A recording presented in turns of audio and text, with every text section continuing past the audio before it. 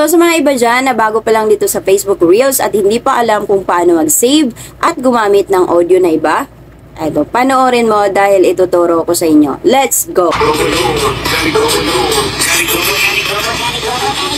So halimbawa mga best, ito yung audio na gusto mong save. I-click mo lang tong nasa ibaba. Ayan, kung makikita nyo sa bandang itaas, meron po siyang use audios. Click mo tong save audio. So, ito na, makikita nyo, naka-block na siya, and then save. So, halimbawa, gusto mo nang gumawa ng Reels, click mo lang syempre, create Reels. Click mo lang tong audio, add music, and then click mo lang tong nasa gilid.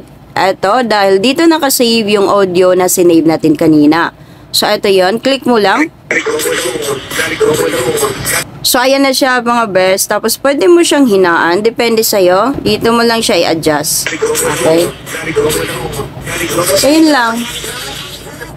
Sobrang bilis. Done mo lang. And then, next. So, pwede mo na siyang i-post.